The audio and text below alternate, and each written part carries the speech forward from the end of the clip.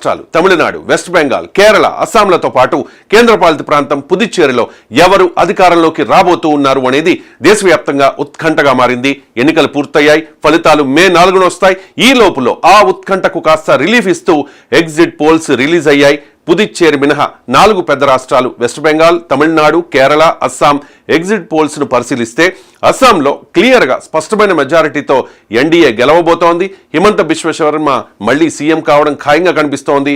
ఇక తమిళనాడులో ఊహించినట్లుగానే DMK alliance కే majority exit polls మొగ్గు చూపాయి. ఒక్క యాక్సిస్ మై ఇండియా మాత్రం సర్ప్రైజింగ్ రిజల్ట్ ఇచ్చింది. డిఎంకే అలయన్స్ కు పోటాపోటీగా విజయ్ వస్తూ ఉన్నాడు.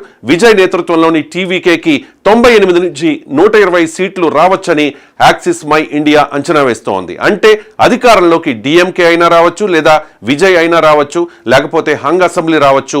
ఏఐఏడిఎంకే ప్లేస్ ని విజయ్ ఆక్రమిస్తూ ఉన్నట్లుగా సంకేతాలు కనిపిస్తూ ఉన్నాయి. ఇక పోల్ ఆఫ్ ద పోల్స్ కూడా విజయ్ కి 36 సీట్స్ ఇచ్చాయి. ఇక కేరళలో దాదాపు అన్ని సర్వేలు కూడా కాంగ్రెస్ లెడ్ యూడిఎఫ్ కి లీడ్ ఇచ్చాయి.